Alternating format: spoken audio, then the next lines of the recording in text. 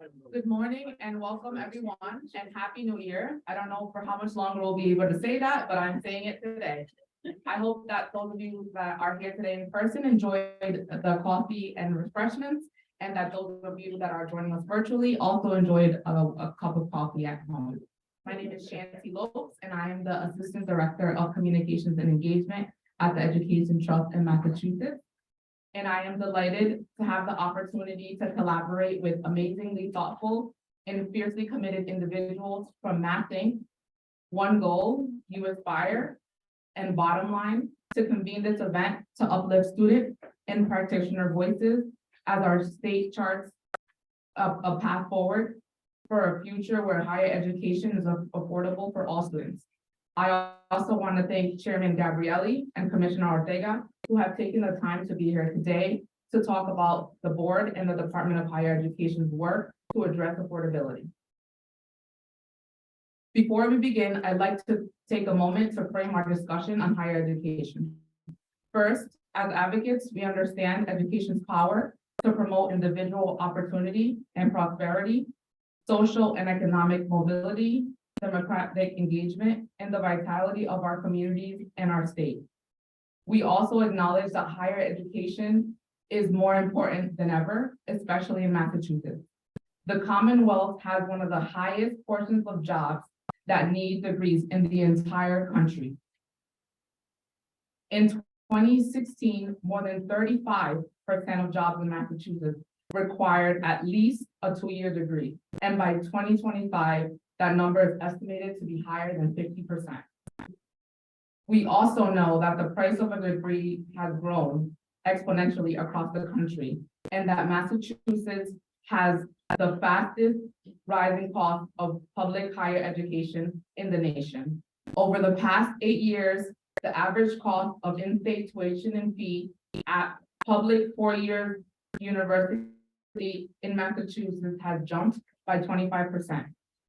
We believe in the potential of our youth, and we know the critical role that higher education plays in helping them achieve that. But today's reality is grim, when tens of thousands of students have to face the difficult decision of postponing their degrees, taking on burdensome amounts of debt, or working more than the recommended number of hours in order to afford college.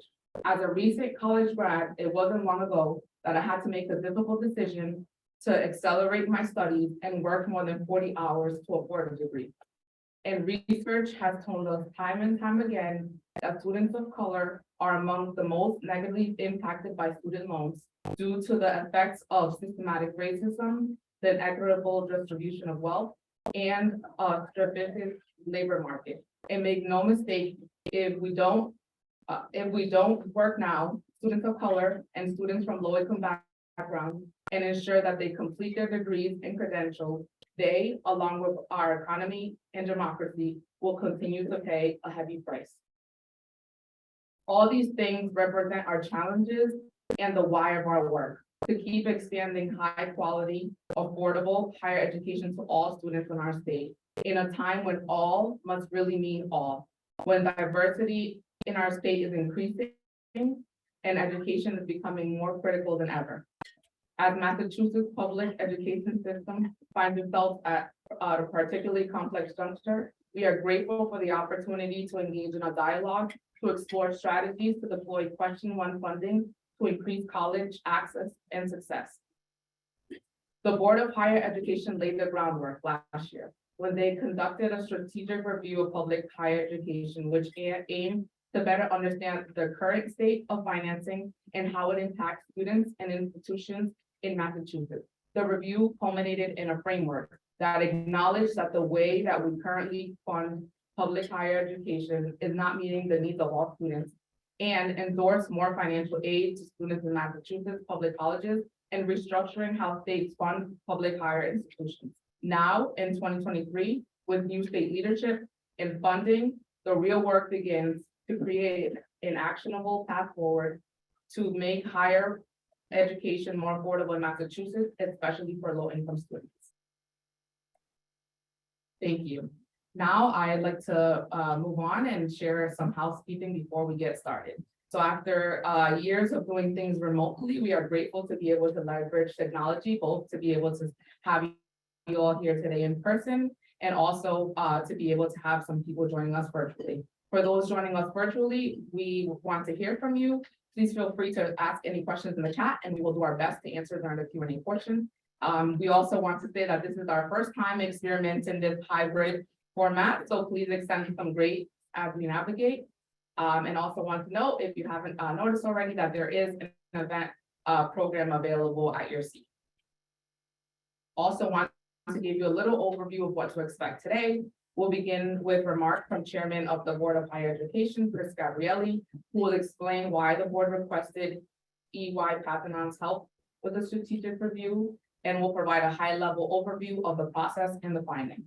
Afterwards, we will hear from a panel of students and practitioners moderated by Amanda Sider, Executive Director of One Goal, who will share their experiences navigating the affordability challenges in our current system and how additional funding could benefit other students. Following the panel, we will be joined by Math Inc.'s Research Director, Ben Foreman, who will moderate a conversation with recently elected Higher Education Commissioner, Noe Ortega, in reaction to the findings and student experience shared during today's panel.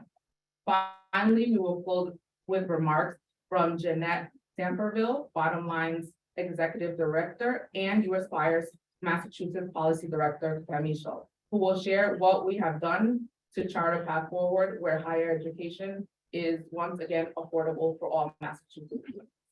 And now it is my pleasure to introduce our first presenter, a good friend and partner to many of us, the chairman of the State's Board of Higher Education, Chris Gabrielli, who along with Sam Wilson from EY Parthenon will share a bit more context about the work that higher education has done over the course of last year and ongoing. Governor Baker appointed Chairman Gabrielli to the Board of Higher Education in March of 2015. Chris has most extensive background in both the public and private sector, shaping education policy, partnering with national and state leaders, school districts across the country on a wide range of key education challenges. He co-founded 3 nonprofit educations and innovation and reform initiatives, and is a lecturer at Harvard's Graduate School of Education. Everyone, please join me in welcoming Chairman Gabrielli.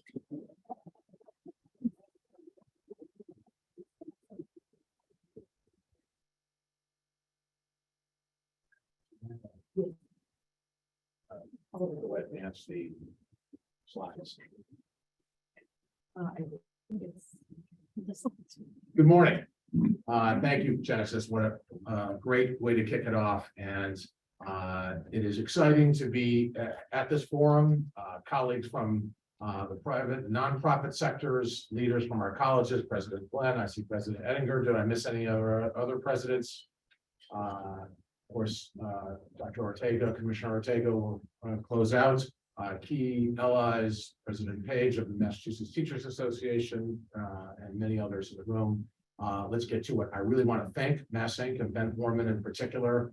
I don't know how you put out as much stuff as you put out, but you do. And Mass Inc. continues to be such an important leader on this. And how exciting to see these college success organizations and education civil rights organizations that Genesis helps lead here in Massachusetts as the co-hosts. You've got in the game. We really appreciated your coming, many of you, to testify at the Board of Higher Education. It's great to have your perspectives as well. And as the state gets to the question of what to do here, you know, every voice needs to be heard, including the lived experience you share in personal Genesis. So important. So we have a lot. I have a lot of slides, which is a terrible idea, I know. So I'm going to try to go super quick. And all of this information and more is on the website of the Board of Higher Education. So, you know, to the extent you feel frustrated that we didn't get enough, spend some time there and engage with us, where this report is not the end of our work. It's an inflection point in our work. So, whoops, what I just did was lower the. I'm not sure what to do with this. How do we get to the next slide?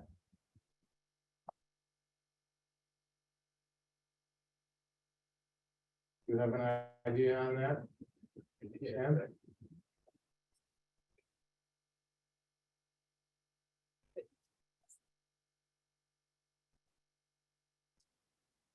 Literally, when I hit the button that looks like up or down, it actually lowered the. But-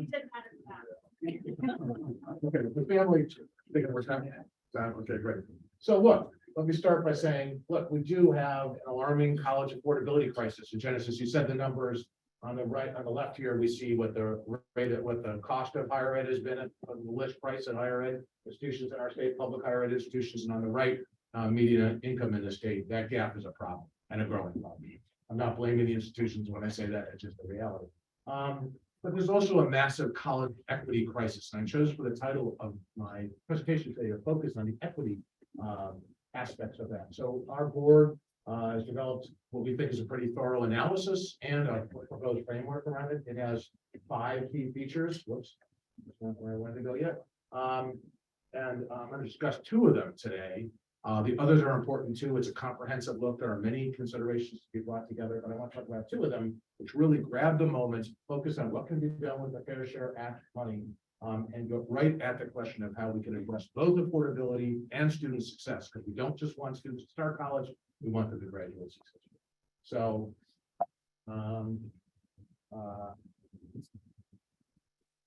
after this problem. Thanks, yeah, I really feel cursed.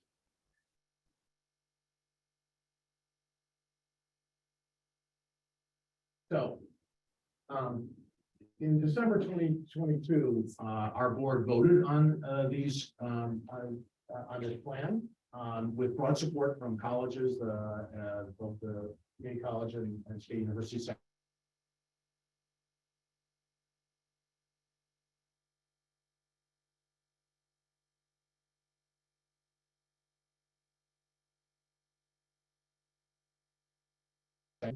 Yeah, what are our goals, right? To make college truly affordable for our lowest income students, and we'll talk about that. Make college more affordable and less debt burdensome for moderate income students and families.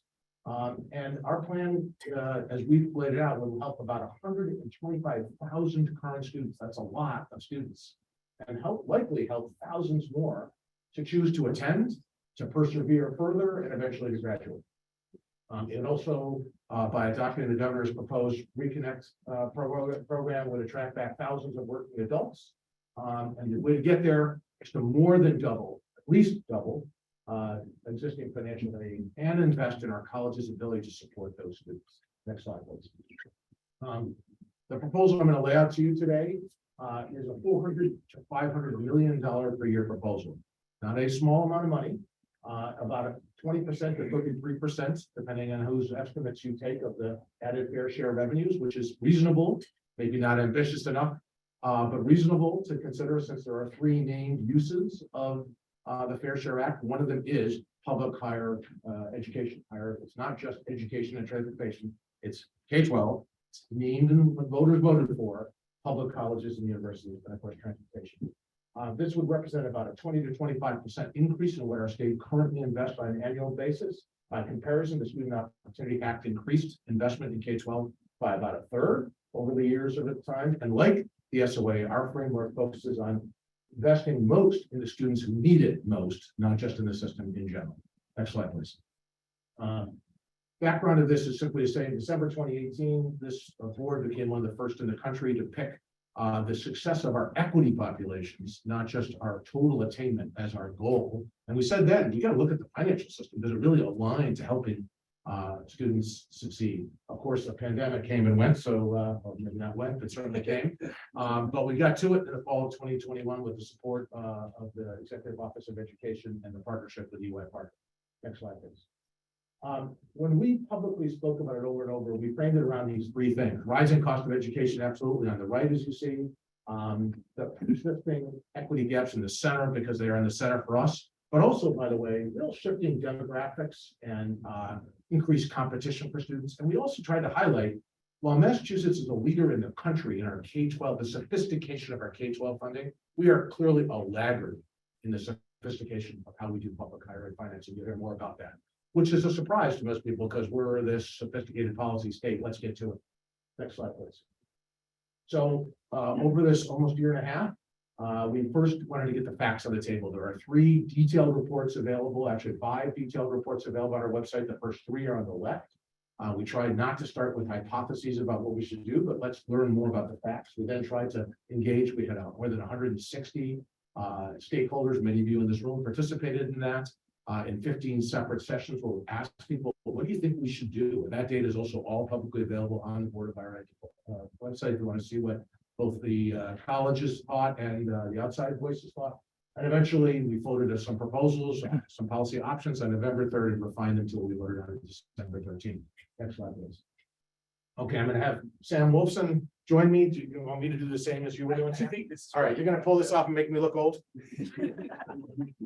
So I gotta do something on the computer anyway.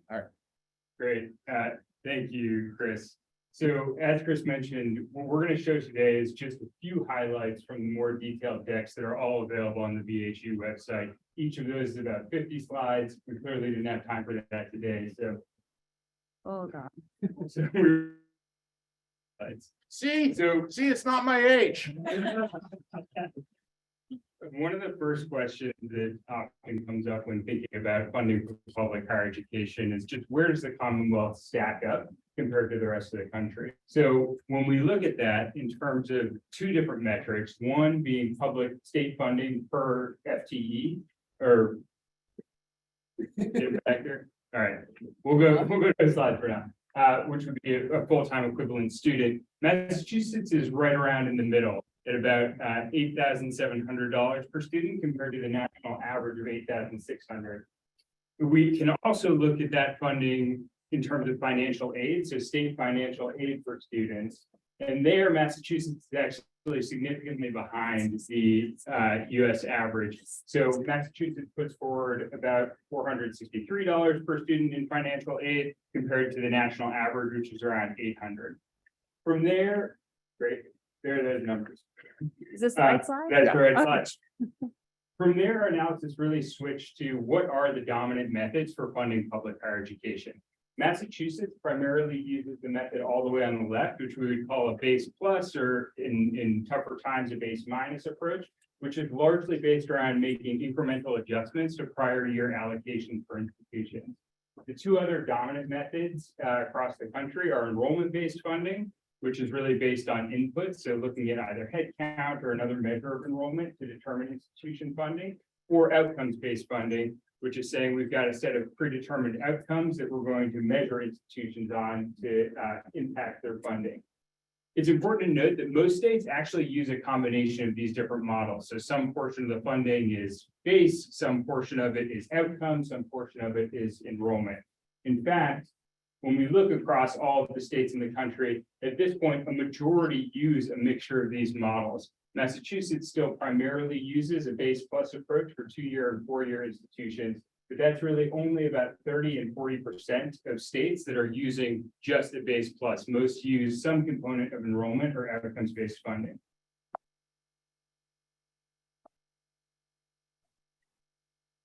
We go next. Great. When we think about overall funding for public higher education in Massachusetts, about 40% of it is made up of state funding. And when we look at this chart, which shows state funding over time, starting in FY01 up until present, we notice that actually state funding is largely tied to the broader economic conditions in the Commonwealth. So the shaded periods here indicate recession. During those times, state funding is declining, while during periods of growth, it is also growing.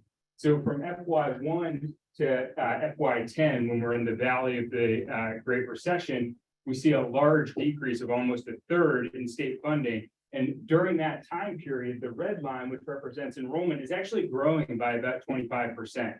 Conversely, when we look from FY14 out to the present, we see steady growth in state funding as overall economic conditions improve. And during that period, higher education enrollment was actually in a period of decline. This has some interesting implications for overall funding for headcount or per FTE. So on this chart, you see a line for each of the different sectors in our public higher education, orange being UMass, blue being state universities, green being community colleges. Those colors will be consistent for a few slides. And so as we just discussed in FY10, during that low period, That's a period in which both state funding reached an all-time low at the end of the Great Recession, and at the same time, enrollment was experiencing growth. So overall funding per FTE was at a low point. During this period of growth over from FY14 up until the present, we see that funding per FTE has actually increased and is now at a high point for community colleges and state universities. But that is really just a mathematical outcome of state funding increasing and enrollment actually decreasing during that period, not the result of an intentional policy decision. At the same time, it's also important to note that that funding for, in this case, headcount actually varies a lot, even within institutional segments. So again, green being community colleges, blue being state universities, orange being UMass. Within each one of those segments, there's very significant variation. For state universities, it's almost 3 times, or sorry, for community colleges, it's almost 3 times, and for state universities and UMass, it's up to about 2 times. Part of that is explained by the size of the institution, but as we can see here, some institutions that are roughly the same size, which is what the overall headcount is on the x-axis, actually have very different levels of funding per FTE. So part of the work that we did was to look at all 50 states and think about what forms of financing are used. We also did a deeper dive into 8 states, and the way that we selected these states was to say, we want to look at models for funding public higher education that vary both within the subset of 8 states and also very significantly from what we here do currently in the Commonwealth. So what these different Harvey balls on here represent are the amounts of funding that the states put forward via base, enrollment, and outcomes based. And really the purpose of this slide is just to show that there's a wide variety in the states that we did a deep dive into. In the full set of materials, you can really look at the specifics of what each of these states' models looks like and the outcomes that they are seeking to get. The focus of this conference is, of course, about affordability, and one of the key things that we looked at is student debt level. So this chart shows the proportion of students that were taking out federal loans by segment, and across the bottom, we have that broken down by overall level of household income. So the big takeaway on this slide is that 60% of students who are Mass residents attending public higher ed in Massachusetts have taken on some sort of federal loans, and that amount is the highest for students who are in that moderate or low income bucket in 4-year institutions. In addition to looking at debt levels, we also said, what are different models for financial aid that are out there? We walked through a whole bunch of them, but one to highlight here are promise programs, which have been gaining a lot of traction in recent years. The map on the right, or sorry, on the left shows that there are promise programs in roughly 32 states at this point, which is a big amount. However, on the right, you can see that there's actually a lot of variation in what constitutes a promise program. In some instances, promise programs apply to both the 2-year and 4-year sector. That's about 50%. Whereas in other states, only for the 2-year sector, only the 4-year sector. There's also a lot of variation in whether they cover full tuition and fees, some portion of that, and who's eligible for them, both in terms of income level and in terms of whether they have a GPA or an academic requirement. Hopefully that gave you a sense of the work that is available so that you can go and really dig into these topics. It's a lot of interesting work there, and we really appreciated the partnership with BHE. I'll hand it back to Chris. Thanks, Sam.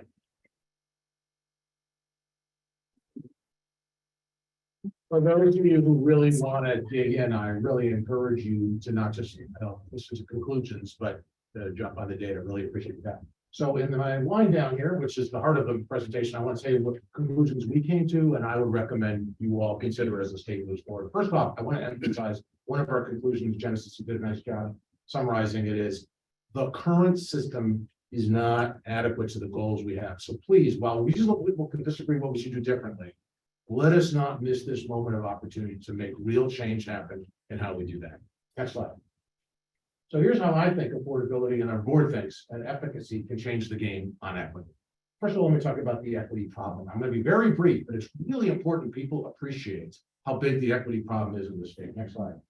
So this is the most recent data. We do a good job now on tracking data over time with students. And as you can see, for Asian students in that, 9th graders who were in 2016, now in their second year in college in 2021, 70% of assisting to a second year of college. For Latinos in our state, 25%.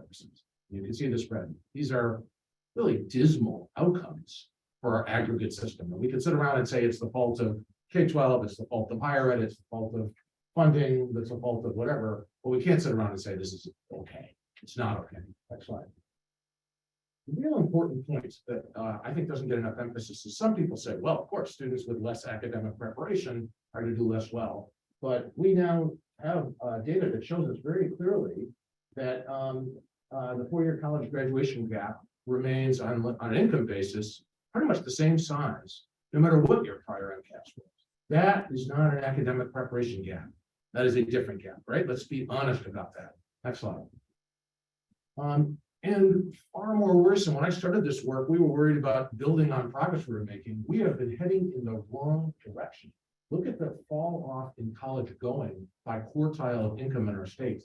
Very minor in the top quartile. Guess what? The rich get richer by going to college and taking advantage of it. And look at the lowest quartile, 16% drop in the likelihood of going to college. So we got some very serious equity problems in the state. Next slide. So here's what we want to do about it. Something that we think addresses affordability and two elements of affordability: the direct cost, tuition, fees, books, and gets at the question of the cost of living. And at the same time, how do we invest in efficacy so students just don't start, but they finish? Our proposal addresses all three variables. Next slide. So for affordability, we voted to increase financial aid by at least doubling it for this set of reasons I'm going to go into more in the next slides. One thing I want to emphasize is here's comparative data. Massachusetts, you might be shocked to see, is really pretty low. We're the green bar there. The blue bar is the US average. You may think you live in a generous state, but in fact, in financial aid, we are below the US average. That is a shock to most people. They assume we're Massachusetts, we're rich, we're generous. No, not really. If we doubled it, we would be a little bit above the US average on the bottom right, well below a number of other states. Not asking for the sky and the moon and the sun. And Max and I were talking about maybe, if Max was up here, I think this green bar would move a little to the right. That's fine. It's a good debate to have in this state, how far it should go, but it should go embarrassingly below the national average, right? Next slide. So here are our alternatives, right? Number one, if we want to focus on making college truly affordable for low-income students, the stuff, Genesis, I don't know you well enough to know your full story, but when you were talking about working 40 hours a week, right, the cost of living is on top of the cost of tuition. So one proposal we floated was give all the Pell eligible students, people low enough in income to get it, $2,000 per year. That's not enough. Lane Glenn and Pam Enger are working together to test whether $7,000 in a randomized trial will make a big difference in outcomes. And we may have to go that high. But at least let's start with $2,000 for them and $1,000 for the moderate income students. That's students above the Pell Grant cut of 68K, but below 125K, which is the 75th percentile for the state, $1,000. What's the point of that? Help people afford to go to school, more realistically than just saying, well, tuition and fees are covered. Next slide.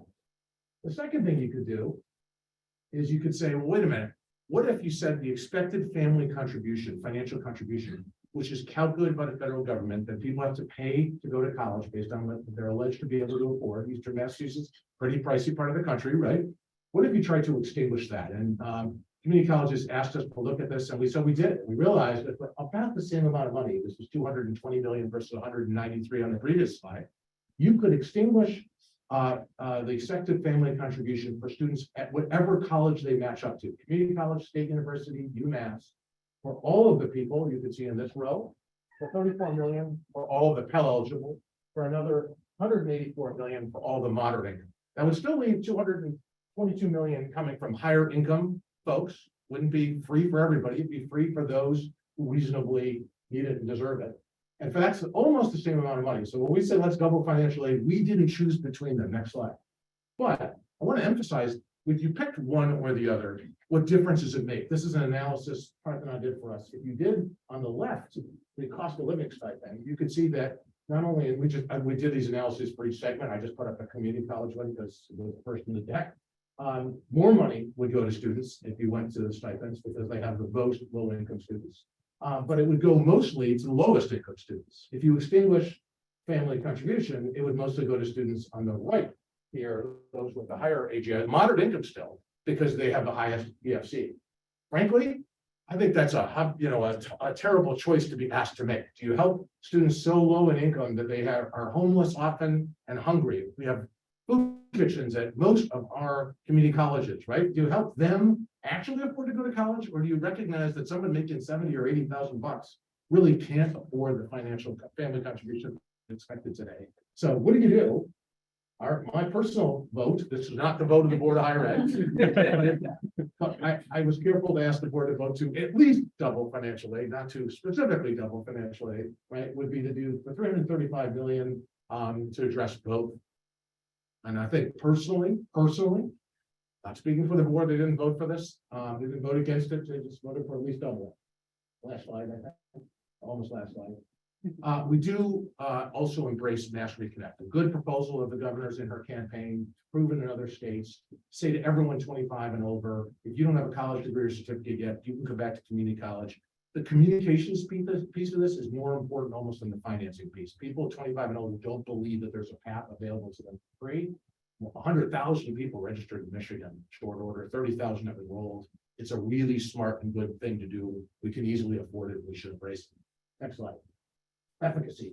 I do want to talk about efficacy. It's not enough to talk about funding students. What are the outcomes? We know how to help students do better. There's a program called ASAP in New York. Look at the differences between the blue and the orange. That's the difference for the students who got the benefits of this ASAP wraparound supports and money program versus the people who were left, in the traditional program. It's big. Next slide. Massachusetts has worked on this. Early college involves a lot of these ideas. Our college success nonprofit, several of them co-sponsored that do this work. Success Boston is aimed at this work, right? Our community colleges have led with their Success Fund program, which is an early bite meaningful on trying to go after this. So, and the Mass DHE has put out some guidelines about how to do this well. Next slide. So the other key piece of our proposal is $130 million to go to colleges proportional to the number of Pell Grant students they serve at $2,000 per student. Every college benefits, so what you can see is typically around 10% increase. That's a meaningful increase in what they would get over and above what the base funding now calls for. Some schools get a lot more because they serve a lot more Pell eligible students. And I think that's pretty sensible. That's what the Student Opportunity Act says. We spend more money where there are kids who need more support so schools can do more. It doesn't make anyone do anything, but it does provide the funding so they possibly could do it. Next slide. So I'm wrap around. This is my last slide. I'm well over the time. I apologize. Our proposal, our framework, the version I've laid out, by at least doubling financial aid and by investing $2,000 per Pell eligible student into institutional support, and by fully supporting adults to be able to come back 25 and over to their community college, would benefit, again, 125,000 students. We're talking about real scale and impact immediately, and bring back thousands more beyond that, right? Both helping our lowest income students and our moderate income students. Our moderate income students have great weights on them too. In the end, the critical bottom line there, I think, we would raise participation and success, serve equity, reinforce our college's investments in the students who need it most. So I want to close by just saying, as the debate really gets going in earnest on what to do on with all this windfall opportunity we have with money from the Fair Share Act, I hope that this community will come together, the civic and external community and the college community, and defy people's expectations, because most people think the college community isn't very good at coming together on a singular focus, and ask for bold, ask for prompt, and ask for focusing on what it will take to change the odds for everyone to enjoy opportunity in the state, not just those of us privileged enough to choose the colleges that our little darling kids think will best match their personalities. So thank you, and on to the rest of the program.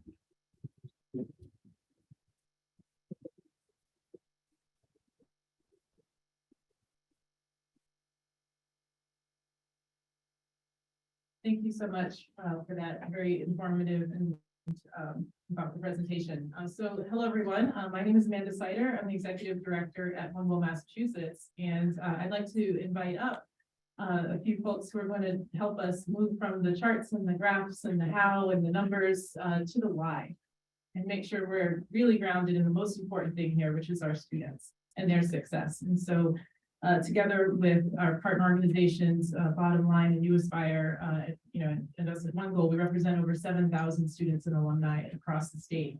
Who have a very, very real stake and interest in what we decide to do next as a state. So I will at this time invite our panelists to join me up front. Arlena Blodgett and Richelieu Cadet and Karen Lopes. Yeah, here.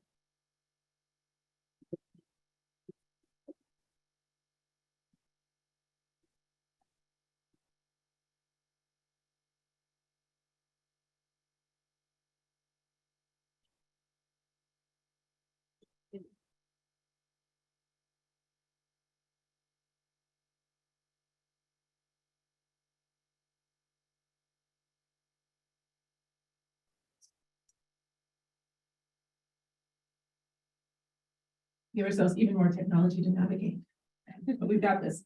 The first thing I want to do is just express some real gratitude to those joining me here. You know, these can be tricky, you know, conversations. This can be hard to talk about, and everyone here very graciously volunteered to offer their stories and to share some insight with us today. So I want to begin with that gratitude. Our hope is to learn from their experiences, including their successes. So that we can leave here with a vision of not just what's at stake, but also what's possible, what these incredible people are doing. So we can see more of that at every turn. So I'm going to ask each of you just to get underway to just introduce your name and your school or your role, and one word you would use to describe paying for college. One word. Do I start? Would you like to start? Good morning, everyone. My name is Richelieu Cadet. I am a political organizer / consultant from the city of Boston. I am also a proud state school graduate of Salem State University. Let me see, what was the other part? My school, what I do, my role. Right now, I am a director at Mass Creative, our organization advocating on behalf of artists on issues like artist displacement, housing, and of course, rent funding, so they continue to express the beautiful arts to the rest of us. One word I would use to describe paying for college, I'm gonna say lucky, but you guys will learn more of my story as to why I feel that I got lucky. Good morning, everyone. My name is Lena Blodgett. I'm a college affordability advisor with U Aspire here in Massachusetts. I did not go to school in the state. I'm a New Hampshire was New Hampshire resident, so I'm a graduate of the University of New Hampshire. And one word to describe paying for college, I would say expensive. I think that comes from personal experience and also just my role working with students and advising them. Thank you. Yeah. Hello.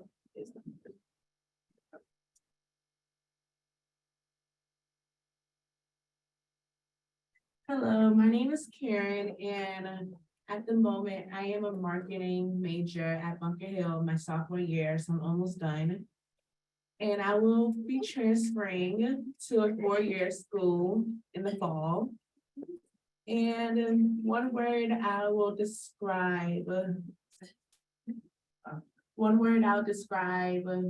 paying for school is expensive and stressful. That resonates. Resonates a lot with my own experience. I'm gonna stand up just so I can see you all a little better. So the first question I want to ask is, you know, how did each of you ultimately decide which school to attend? What were the considerations? What were you feeling and thinking about as you made that decision? And Elena, you could, you know, speak for your own experience or that of the students you advised. What influenced your decision? I remember like choosing my school like clear as day because it wasn't really like my choice when I made the final decision. I remember I applied to my dream school and they rejected me, and I was like, I am not going to college. And my dad was like, you are going to college because you can't stay here. And I was so devastated but at the time I didn't even think about how unrealistic it would have been for me to even attend that school out of state.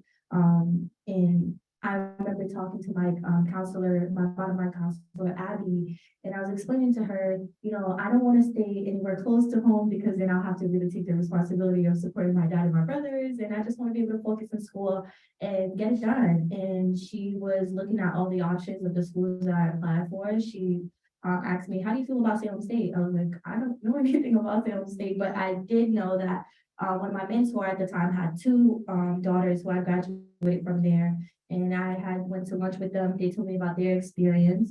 They were brutally honest with me about what to expect. And I remember going back after the conversation with my mentor's daughter, and I talked to Abby, and I was like, well, let's do the breakdown of what it would cost, because at the time, the idea of paying for college was, like they're described, it's expensive and stressful. Because I had to pay for out of pocket on my own, and I didn't know where the money was gonna come from. So Abby and I chose 5 schools. We did a budget sheet, and we broke it down on how much they were asking for me to pay out of pocket, how much I could afford to work, and after, like what other responsibilities I would have to pay for, and out of all the 5 schools, which one will be the cheapest for me to go to.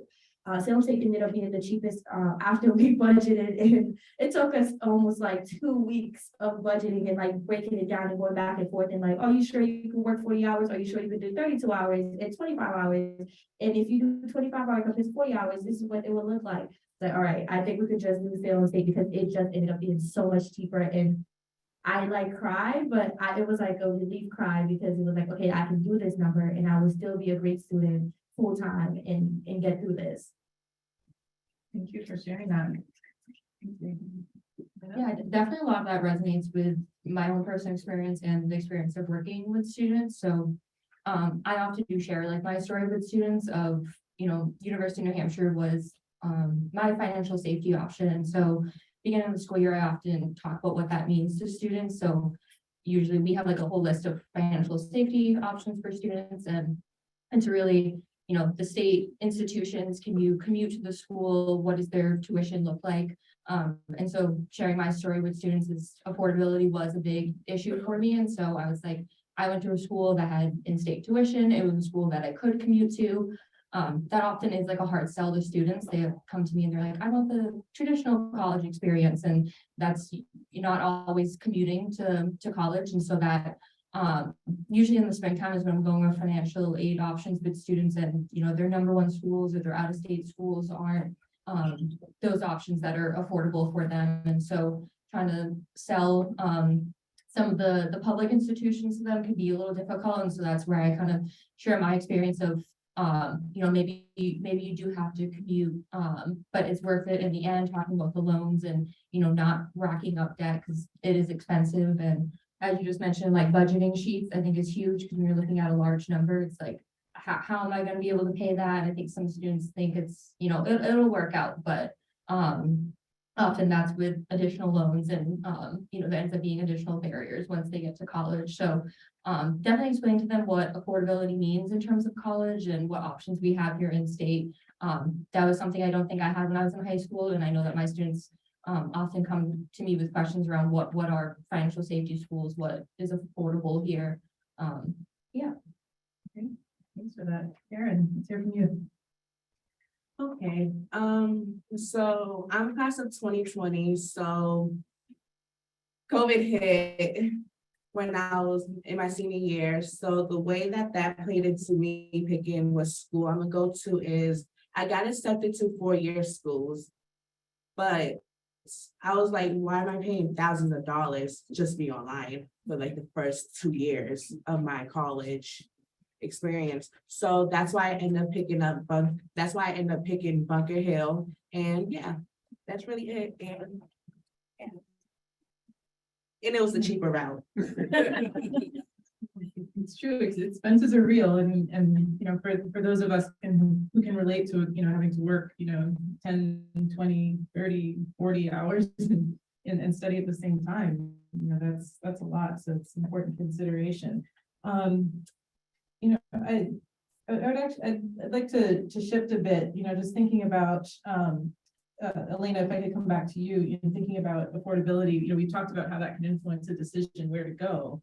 But I'm curious if you could share a bit, as an advisor, how do you see this playing into student success? You know, when the student has to stress about, to first put aside like all of the other considerations that we all would like the privilege of having in choosing our school and having to center on affordability.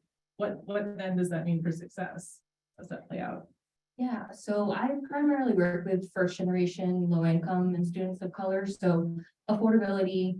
Sometimes I don't think students realize it when they're applying to college, but is like a number one factor in them, going to college and even just persisting through to graduation. So I think a lot of the additional barriers that those students face when they're going to college, I know was mentioned a little bit in the presentation, but some of the cost of living and the additional expenses that a lot of students are facing, I think is definitely makes it difficult for them to complete college. And I would say, I know we talk about this as an organization, but a college degree is one of the best ways to help a student from a low income background become economically stable. And so in my role as an advisor, really trying to make sure to set students up for success to not only find an option that is affordable for them, but one that they can hold and, persist through to finish their degree, and hopefully not have a ton of debt afterwards. Because going to college, I always tell my students, it doesn't mean you're going to make a ton of money if you have thousands and thousands of debt. You have your degree, but it doesn't mean that you're going to become financially stable if you're collecting all this debt, or if you're not able to finish your degree. So kind of just explaining that to them, and making sure that they're choosing options that are going to set them up for success when they graduate. Okay, thank you for that. Recently, I'd love to come to you and then to Karen. If you could share a bit about just, what would additional aid make possible? Like this room understands sort of, or a size, just how impactful could it be to have even just a modest additional amount of aid, or like what would that have meant for your experience? What could it mean for others? So I know for me, like Elena was just explaining, like finding a path I was a first generation college student. I am a first generation college graduate, and I am from an immigrant family who do not understand the college process at all. The only thing my father understood was that like, you were going to college and you are going to pick a career that's going to make us a lot of money. And from there it was just like, okay, like, well, how do I do that? And I know like the school that I ended up going to, it ultimately ended up being a safety school. But when I think about my option, I got into some great schools, and I really wanted to consider those great schools. But when I saw the aid they were giving me, those automatic, like immediately did not become an option for me. And then I think about myself as like a Black woman. I was like, what does it mean to come from a state school, Ivy League school, a private school? Like, how would people view me, or how would people view my resume? Ultimately, it really doesn't matter anymore. I learned the hard way that like, no one even asks you about your college degree. Like they trust that, when you say you have the experience, they'll get it. It's amazing to have it, but like, they don't care if you say, I graduated from Salem State University. I graduated from Harvard University. I graduated from Brown. Like that doesn't really matter, because if you are a great person who has the capability to come into a workforce and kill it, that's all that matters to them. And I wish that my 18-year-old self remember that. But also I would say like, we shame community college so much. I remember my high school, it was a bunch of like underprivileged kids, and we're all like, oh, you're going to a community school? Like, well, you're not gonna make it. And that felt so like shameful. But ultimately, like, if we could all just go to a community college and transition, that is the best plan to like for all of us, like, and I advocate now, like, I love seeing elected officials advocate for community college to be free, because if it was free, like so many more kids would be able to go and obtain that education and go and pursue like things that bring them joy. I got lucky because, as I was saying earlier, I ended up getting a scholarship through Bottom Line, but that's one of 3 scholarships that was offered. There's 7,000 students you guys served that did not have that opportunity. So when I think about, and I ended up getting that scholarship at the end, after I decided that I was to go the safety route. But if I had that scholarship earlier, maybe I could have ended up at BU or somewhere else. But I'm still proud of the route that they took me because it makes me more grateful and allow me to advocate for other stuff, for other students who don't know that community college can be an option for you and state school should be an option for you. Thank you for sharing that interesting. Karen, let's turn to you. You know, what would additional aid, now or, in the future make possible for you? What could that open up for you? Okay, so what people like learning about college and like the tuition, the fees, the board and room, all like everything that goes into the price, what they don't tell you is that once you enroll in your classes, you have to pay more fees and those are all out of pockets. You have to pay like a good 500 and like, I would speak for myself, a good 400 to like 650 for all my books, subscriptions, just to do homework, quizzes, and all that. And yeah, and I feel like that could help a lot of people because I do know people, me included, that was like, all right, so how are we gonna pay for this now? If I gotta pay for tuition on top of that still. Thank you. That's such an important point. We think about affordability in terms of tuition, maybe fees, and there's so many other costs that come with attending school. That's actually a good connection to another question I have for you, Elena, around just like your experience advising students. Like, what are some of the beliefs out there? Chris alluded to this, that, just like what do young people think about college affordability and what might we disrupt? Yeah, I think, with this year specifically with students I've worked with, they, do think college is extremely expensive. And kind of going off of that, often they're just looking at the sticker price, like the tuition fees, room and board. And there are so many like indirect expenses that the students are facing. So I think it is often, students now are coming to me, saying that college is expensive and is it the right option? Where can I find a cheaper option? And yeah, I would say, as we learned in like the charts that there is like work to be done. And I think for students, if we can open up more opportunities for them to have safer options, and so that they can be more successful and persist through, because I know as we talked or as was shown on the chart, like a lot of students aren't able to complete their degrees. And so I don't think that's at the forefront of students' minds when they start out in college, but not knowing all those additional expenses. And I know we've talked about this a few times, but students having to work insane hours just to be able to complete their degrees. And I know our college advisors often see with students is that additional workload, it does impact them academically. And I think something that a lot of folks don't realize is that a lot of these students coming from these backgrounds aren't, just students, they're adults first, they're dealing with real life barriers and, real life bills. I have students who are helping their parents, pay the bills right now. And so trying to think about how can they fund college, it's not always their number one priority. It's sometimes like a part-time situation that they're dealing with. Yeah.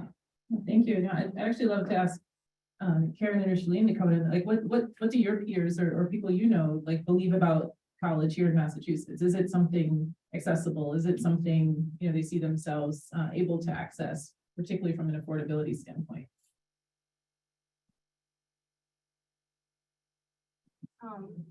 I definitely think me and my peers, like I have my roommate, like she just applied for her grad program. I'm considering going for my either grad or JD program.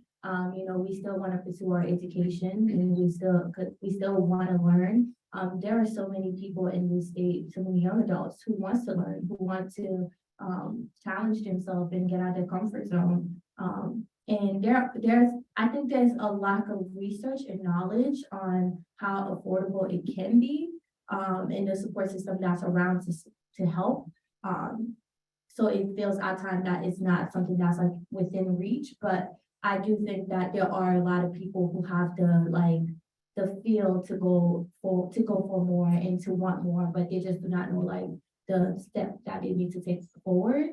But in terms of affordability, when you break down having to help family out and, you know, if you have childcare, I have like one of my best friends, she has a child and she's trying to go back and that completely like makes it so much harder for her because she now has to consider another little beautiful human being that into the equation. How we make it accessible for mothers and single fathers, like that needs to be added into the equation too. People who are taking care of loved ones who are older or is sick, like that needs to be added into the equation. Food insecurity, like whether your students can access food, they don't like the amount of like jobs on campus to help with tuition, to help with fees and to help with books, like all of those needs to be things that needs to be promoted more, and I don't think those are accessible enough. So it definitely do make the challenge of going back or going in the first place a lot harder. Thank you. Karen, what are you seeing? What are you hearing? What are the young folks these days? Which I do not consider myself. No, but really, like, what's the word? What's the word? Like, there's so many organizations that are encouraging students to, you know, pursue their dreams. What are people thinking right now about college and affordability? What's the message out there? So me and my peers, like throughout high school, really none of us was really thinking about college. But then a lot of us got introduced into one goal. And that's when we start all thinking about college and we all applied and we all went for the first year. Some of us didn't like it because of the cost. Some of us didn't like it because everything was online and we're like all really hands-on people. So yeah, and what's the question? I'm just curious, like, do you feel like there's a notion out there that like college is within reach if you want to go, or like, do you think cost is holding people back from pursuing a degree? Like, yeah, like they both said, like, people, I know, I have friends, family that's like helping their parents pay bills.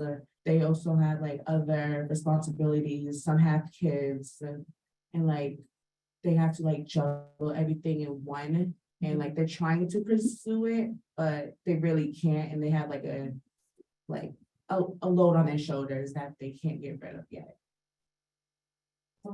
It's a lot to carry. So, so there are a lot of experts in various things in this room, and you all are experts as well. And so where I'd like to take this before we start to wrap is, you know, what should we do?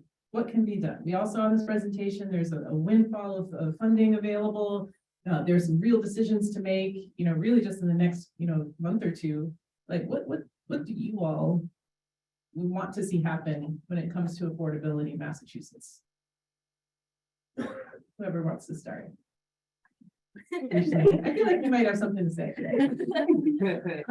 I would say, if you are one of the programs like Bottom Line that exists, follow up with your students. I know that I only got through college because despite having a few different counselors, like they all were very persistent with like following up with me and like actually genuinely checking in on me. And that made a huge difference. So your students might be a little hard to like reach, but once you reach them and you checking in on them, their mental health, it does make a difference. So if you are one of the many organizations here who are helping students, once you get us in the door, please don't leave us, we need help.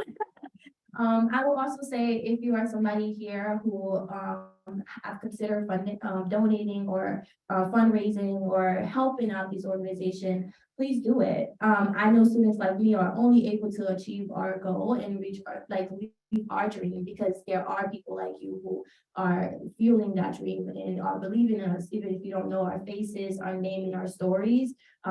It matters that you support us. It matters that if there is a bill that's being that needs to be testified at the Senate floor, the House Rep floor, you go and you testify on behalf of it, and you have your students go and testify on behalf of it, and you support legislators who are getting the work done because there are a lot of opportunities and a lot of funding, but we need people to back it up, and we need to add faces and names and stories to these bills so that way they can become laws and that students can get the support that they need. And of course, I do think that state schools are way better than any other type of school. So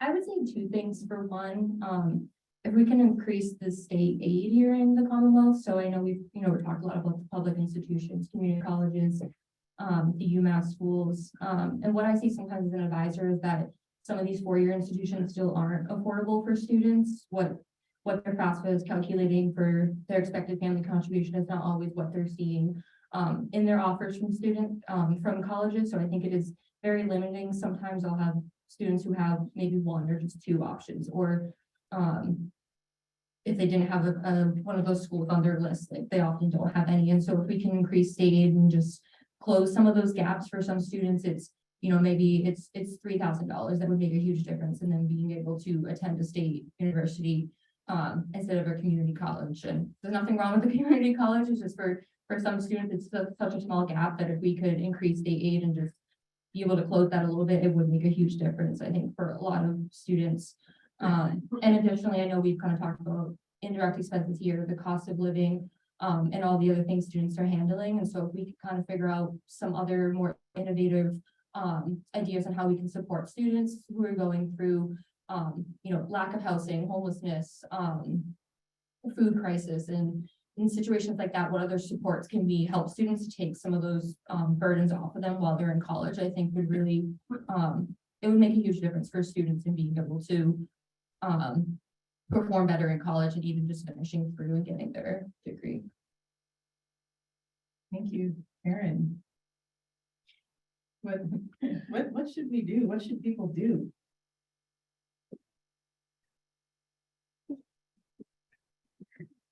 It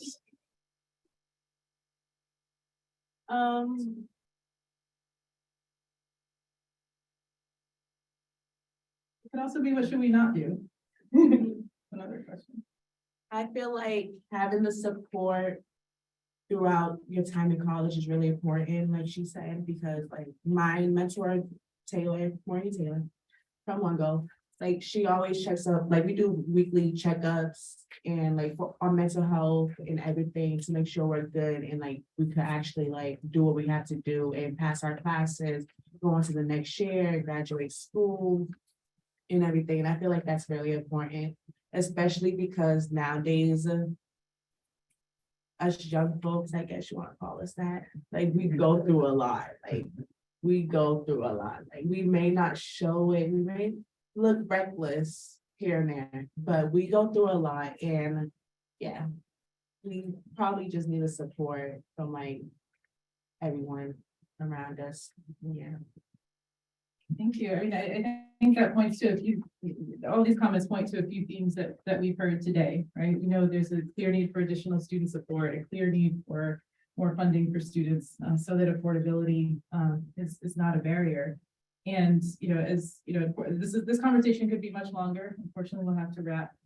But, just to sort of to end here, there are going to be a lot of decisions to be made. Again, a lot of charts and graphs to sift through, a lot of, policy questions to consider. And our hope as organizations that have come together today and as, these incredible people have shared is that as we do all of that, we remember that there are very real people in school right now, whether they're coming out of high school, whether they're getting back into school, whether they're, making a transition as an adult. Like there are very real people with very real challenges today that we can help, and we cannot wait.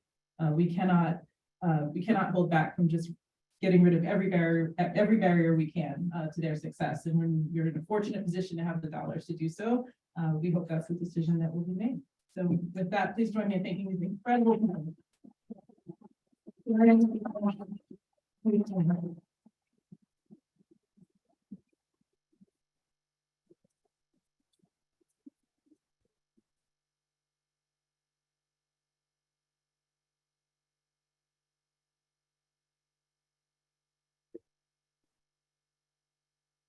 Welcome, Commissioner Ortega. Come on up and join me, please.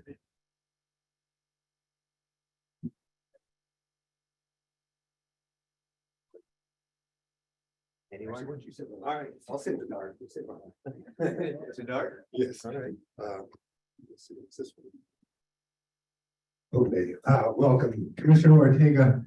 I want to give you a chance to react to the students and help us think about how we do better by them in the future, but I think, you came to us this fall and your arrival was overshadowed for some folks, I think, by the departure of Xander Bogaerts. And we all know the Red Sox weren't gonna do anything with them this year.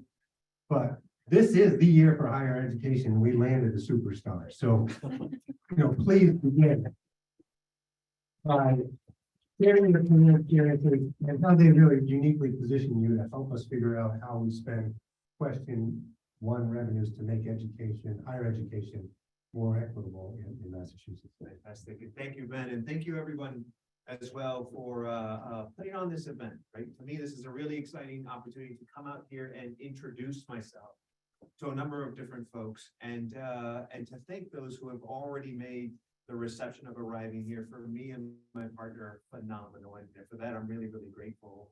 Thank you to the students and everyone who's shared your narrative. Before I say a little bit about myself, I just want to pause and really reflect and say to each one of you, please remember that this journey that you're on is yours. You shouldn't compare it to anyone else's because each one of them looks different. And I think all of us here in this room are here to ensure that no matter what that journey looks like, or no matter what the decisions are that lead you into a post-secondary pathway, that we find a way to create the conditions that make you be successful, both through college and into the future as you move into the workforce, right? So I just want to begin with that. I am Noe Ortega, and I've got the honor of serving as the Commissioner for Higher Education. In a sense, I would describe my career pathway, Ben, as a series of clinical rotations of having experienced a number of things, from starting off as an early childhood educator, moving into secondary school counseling and helping folks with post-secondary and career planning, then ultimately finding my way at an institution as a student service provider, right? I worked in financial aids, admissions, enrollment management. That's truly my background. And for some reason, people appreciated what I was doing and invited me to influence state policy at a time when state policy needed to be influenced to ensure that everyone had access to education. And since then, it's been a series of things that have been driven by my mission to ensure that everyone has an opportunity for success in the future and reap the benefits of post-secondary education in the way that I have, and hopefully be put in a position to influence education policy around the state. So that's sort of been my career pathway. I will say one thing that I think is important in terms of context that I think informs everything that I do and how I pursue my leadership. I came into the world of higher education during the time when the narrative around college for all became extremely important. When states began to get behind it in the early 90s to declare state campaigns dedicated to post-secondary educational attainment. But I also came into this policy environment in a time where I recognized that institutions were not ready for college for all.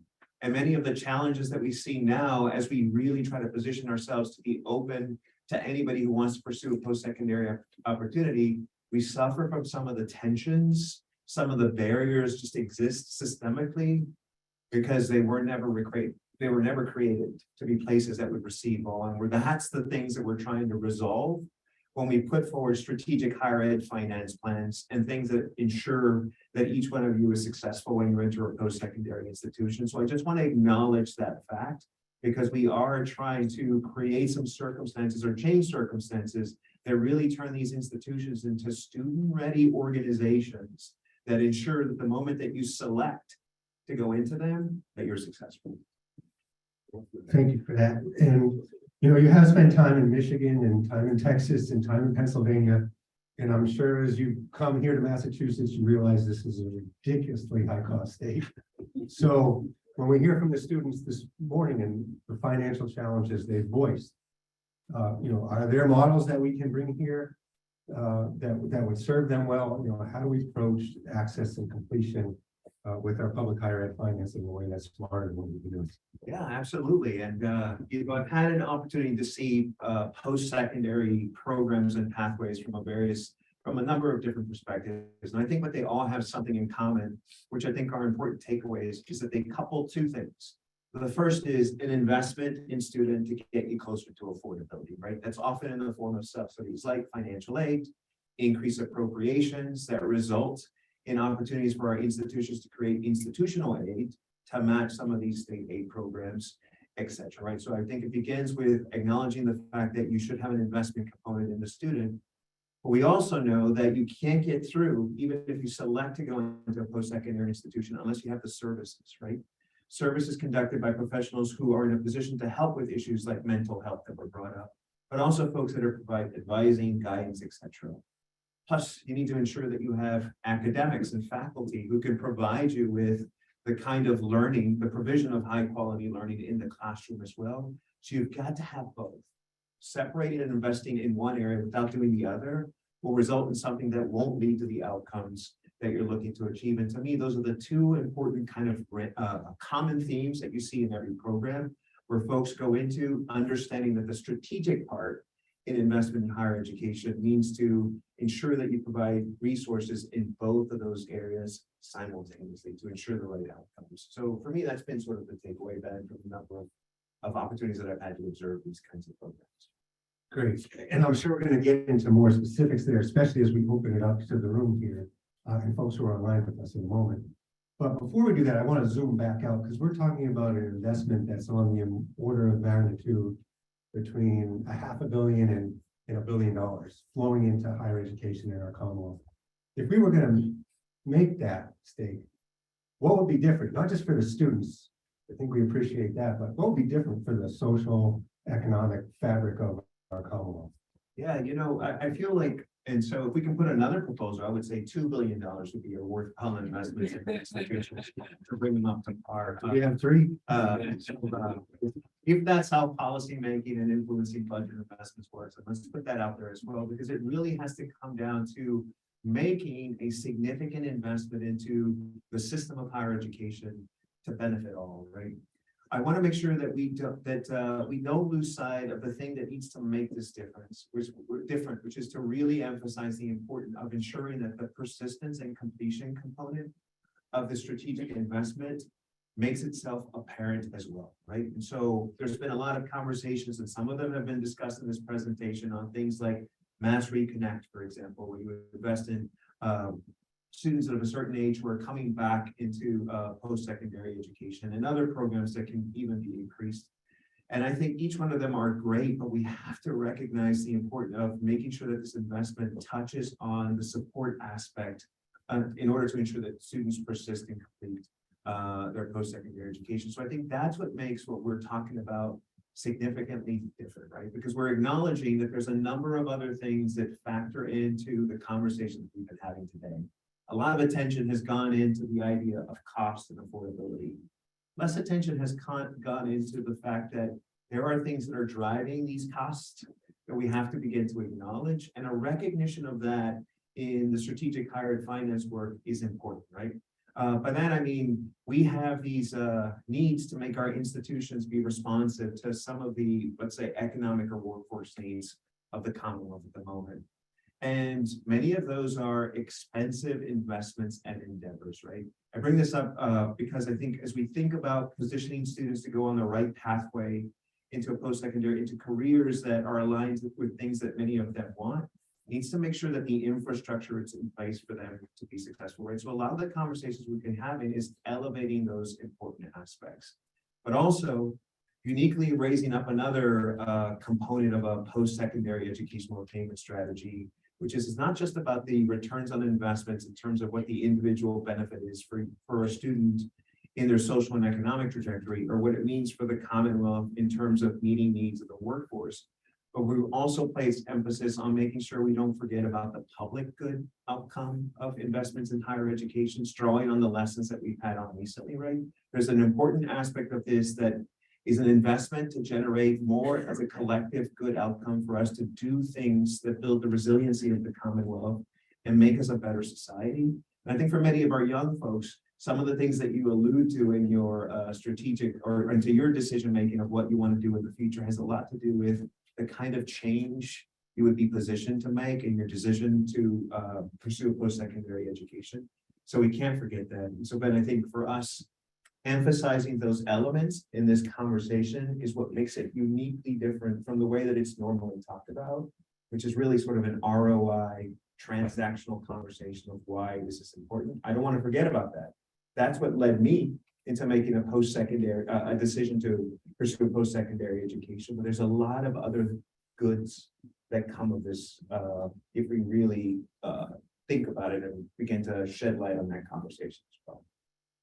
Yeah, I mean, that really leads into my last question, which is really my personal question. So, you know, I mean, if we want to start getting the mic ready to go around the room, or I just want to bring the mic around, and folks online, please, I've got my phone here because I'm looking for your questions from the chat or the Q&A function on Zoom. But, you know, I spent the better part of last year working on a research report with the Boston Foundation, looking at those returns to higher education.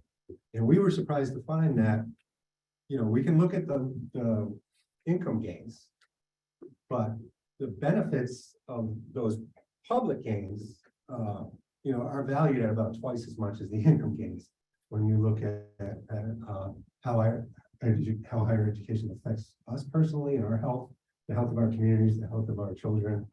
And the research is pretty clear on all those fronts that those social benefits and intergenerational benefits are enormous. They do, we think, come a lot more when students make it all the way through and don't leave after one semester. So, you know, I think there's a real question of we need to cover the full cost of attendance. So students aren't worrying about where they're going to sleep at night or eat in the morning. But, you know, what are the things that we can do that are going to help ensure that there's many more people heading to our institutions and all those students are having success? You know, there's and I think it's been elevated by our students primarily. There's a lot of costs that are behind the scenes in a decision to pursue a post-secondary education pathway. And I feel like when we think about what we're going to put together as an investment in our students, we have to really acknowledge that as well. Even when we discuss ideas, and I think one of the students mentioned the importance of investing in community colleges, right? We're getting closer to debt-free or free college and university. For me, it's important to also recognize that in addition to the cost of tuition and fees, you'll have things like books that you have to be responsible for. In some cases, for people, proximity to the institution then factors into the fact that you now have to have transportation, whether that's public, your own vehicle. There's a number of things that play out, including, and I mentioned before, I stepped into this work at a time where we transition into college for all. The all population that we're talking about at the moment has very different circumstances than I remember when I went into financial aid in the early parts of the 90s and thought about the way that we would award students. There's a lot of other factors that we have to begin to consider in order to ensure that someone can persist and complete. Many of these benefits that you and I are talking about then only come to fruition if you complete the post-secondary educational pathway. And that to me is something that's extremely important. It's a lot more important for us to figure out how are we going to factor in all these other costs in the way that we provide support to our students. And then for our institutions, how are we going to ensure that they're receiving the resources that they need to make sure that the persistence and completions happen. Yesterday, I spent some time at Northern Essex Community College, and I'm going to get all the names right to our institutional leaders once I visit all the campuses. But the narratives were elevated by a few students of what got them to the finish line. The incredible investment that had to go in from individuals who were going over the top with the kind of support they were providing to each of the students. Some of them being available to them at hours that were outside of their time of operations, right? Between 5 or 9 o'clock. Others picking up the phone and reminding the adult students, right? These are, I think, the students that I was speaking to, many of them didn't represent the traditional 18 to 24-year-old, but the older adult student coming into the institution saying, even I, as an adult who made it into an institution, who looks like I have it all together, need a reminder of how to get through some of the tasks that are currently being there. And that's a very, very expensive endeavor, right? Just financial, but also the tax on that individual who's providing that support to those students. And we forget that there are those expenses that have to be coupled again with the investment in financial aid. And so for me, these are the things that are really important to ensuring that the students who are just up here complete, and more importantly, have a narrative of themselves to take back to their communities, to tell them how college is in fact possible. Because every single time we fell a single student, then It is a generational setback that we create, especially if they're coming in from communities where you historically don't have a college going culture. And to me, those are the things that keep me up at night when I think about the role that I have in this job. And I'm sure it keeps up our institutional leaders, our service providers, our counselors, because we work really hard to make some gains, and one individual experience that's negative is enough to set back an entire community where we're trying to make the biggest gains. Yeah, no, as a researcher, picking up those spillovers, is, something that keeps me up at night. And I know they're happening here at early colleges, especially, that the success of those students is trickling down to their brothers, sisters, cousins, mothers, fathers. I think the more we can have success in higher ed, the more success that's going to breed. So I want to open it up now to folks in the room. If you have a question, or Alan, please. Well, thank you. If somebody who's been involved in was involved in public higher education back in the 80s, it's really heartening to see so many important institutions coming together to advocate for an increased investment in public higher education in Massachusetts. But one of the fundamental challenges remains in a state that so worships its private higher education system, of how do you get through to the body politic about how important public higher education is to the Commonwealth, to the Commonwealth's economy, to the workforce, how many of our high school students who go to college stay in Massachusetts versus who are products of public higher education. So my question is, how are we going to sell to both our public officials who don't necessarily represent sufficiently the products of public higher education, but more importantly to the body politic, how important the public sector is, so that we can't accept what Chris put up at the very beginning, that Massachusetts is such a laggard. And I think the reason for that is because people don't appreciate how important this sector is to the health of our Commonwealth. Appreciate the question, Alan. And I do think that it's important that we lift up that particular narrative, which is the role that public systems of public higher education play in the public good mission of a state, right? It's a very, very important thing to bring up. These are institutions that are access points for historically underserved in many cases, right? Particularly when we think about our community colleges. But there are also institutions that educate a number of folks who are going to stay in the Commonwealth once they've completed their post-secondary education as well. And these are the areas that when we talk about access for all, these are the institutions that tend to be the ones that enroll the students that we know need to be served as we make these pushes. I also want to elevate something that's really important, right? While we're here talking about public higher education, there's a number of institutions in this Commonwealth that also serve as interesting access points as well, right, for historically underserved. I don't want to leave them out of the conversation, but I want to make a clear distinction between a system that's been set up by a Commonwealth to serve a particular purpose and its obligation. In fact, it's imperative to make sure that it continues to invest in it, right? And this is the public system of education that was created for that purpose. If we go all the way back and think about historically how each of these segments and sectors have grown to serve particular populations, these were institutions that were created at a time where certain folks weren't obtaining access into higher education, right? Whether it was agricultural institutions that resulted in land-grant colleges and universities, for example, they were created for equity access points. The emergence of community colleges and the role they played with immigrants and integrating them into a society. These are all important trajectories when we think about how the system of public higher education has emerged. And it falls on us, the group of people in this room today, to figure out what then does it mean to be a public institution of higher education in the 21st century. We have new populations that are emerging, and there's a imperative that drives all of us who represent the state in this conversation to elevate why, to answer the question of why invest in public higher education at the amounts and at the levels that we're talking about today, whether it's 500, $500 million, $500 million, $1 billion, or the new proposal that's out there, which is $2 billion. Heard Ben say 3. There's a 3, do I hear a 4?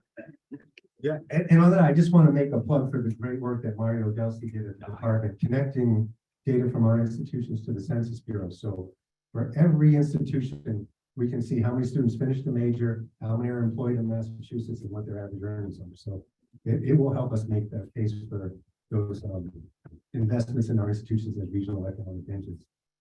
Other questions right behind you, Adeline? I can, well, speak without a microphone if you like. My name's Jim Pope. I was in, higher I retired from higher education 13 years ago, but for 45 years, I was professor and administrator. And so I've seen a lot of things happen over the years. And, what I want to say is I put all the money you can in there, 3 billion, 4 billion, but make sure it goes to the students. If you give it to the universities, first thing they're going to do is hire a bunch of administrators to figure out how to spend the rest of the money. And back when I started, payroll was 40–50% maybe of the universities. Now it's 90% and above. Go to your favorite school and open up their webpage and count the number of people in the personnel section who do not contribute directly to the teaching mission. You'd be shocked, maybe. There's a lot of them. I think that we should apply the same standards to universities as we do to charities. If you give money to a charity, one thing you ask is how much of my contribution goes to the mission of the charity and how much goes to pay for their overhead. And if they have a big overhead, you don't want to give. If you want to get a quick glimpse as to what your universities have for overhead, call somebody who applies for a grant to the government and ask them what % they add on for overhead. And I'll be willing to bet they're going to tell you anywhere between 40 and 60%. So give it directly to the students somehow. You support them. We're not here to support more and more administrators, even though I've been one. That's a great question, but I think we're also interested in our faculty as well, who are relative to other states, significantly underpaid. So giving more money to students, we support that, but how do we make all the economics in the institution? And I want to make sure that we don't, and I appreciate, Jim, what you're saying, but I just want to make sure that we don't lose sight of an important aspect when we think about the operations of the institution, because a lot of the conversation goes around revenue, right? And we even began to break down the distribution of revenue per student, right? And there's a lot of ways that you approach really making those comparisons across the institutions. But there's also something important to look at, and that's the expenditure, which I think Jim's question is raising, right? Where is the money being invested by the institutions? And where is their discretion, right? Because I don't want to suggest that every appropriation going to an institution simply results in something that's discretionary when it really is not, when you think about the realities, right? And for that, I mean, we continue to have expenditures at our institutions. And if you look really closely at the comparisons, right, they try to maintain consistent levels of investments in areas like academics, right? Academic services, making sure that faculty are there. Now, from time to time, they've been forced into situations where they begin to say, well, in order to meet the demand of students, we have to think about changing the way that the composition of how we hire full-time faculty. These are decisions that institutions, but yet the investment in that level has been made. There are other areas where investments aren't maintained at a similar level, right?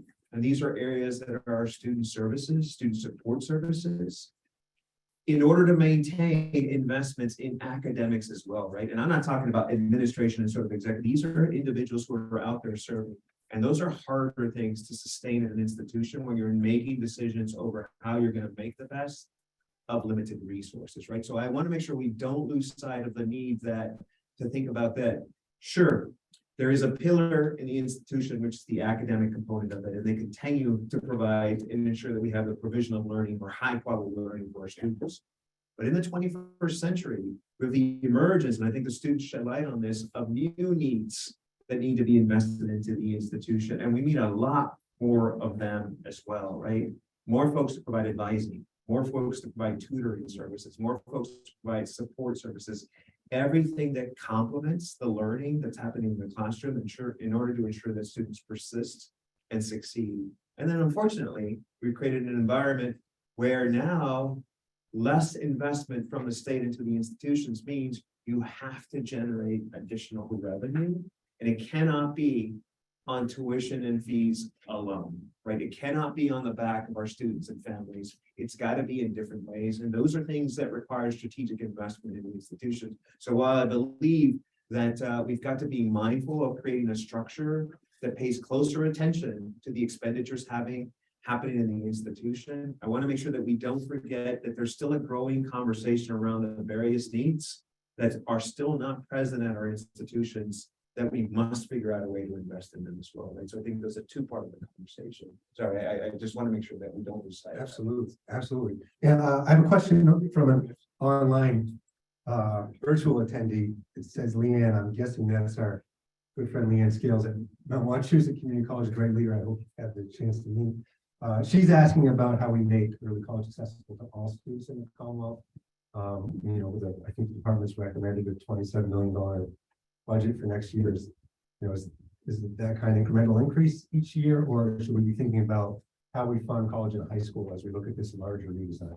Yeah, I mean, I feel like in this moment, the outreach conversation is less about providing people with post-secondary information to help guide them to choosing college, but it's the actual intervention of moving the college experience into the secondary school, right? Others are talking about even moving beyond that, or creating opportunities where folks get exposure through an early college type program to being able to gain credit for college at an early age. It's not only a good persistence and access strategy, it's a great affordability strategy. You have to couple that early college idea with other things like transfer pathways, et cetera, because that's truly the way to get closer to an affordable experience for all our students. And to me, that's extremely, extremely important.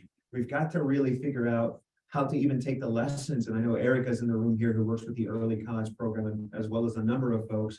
We've got to figure out to take the lessons of the faculty who are working with our students in an early college area, scale that up to improve the teaching and learning happening in our college campuses at every single segment and sector as well, right? These are new students with new needs. There's different pedagogical approaches, there are different teaching and learning styles, and there's frankly different needs that maybe differ from the way that we've approached that differently. And we've got to be better as a department to find a way to create spillover. I appreciate that conceptual kind of framework idea of that idea into the classroom as well. And to me, those are important. Firm believer and supporter of early college. I came from a state where early college was something that was extremely important, saw the benefits of it, and now I come into an area where it's gaining momentum in the right way, and it's an investment that really prepares students to have a better experience when they enter post-secondary institutions. Excellent. Well, that's all the time we have, Commissioner. I really thank you for joining us this morning, and we look forward to rallying behind your leadership. I want to turn it over now to my colleagues. Femi. Thank you so much. Thank you all.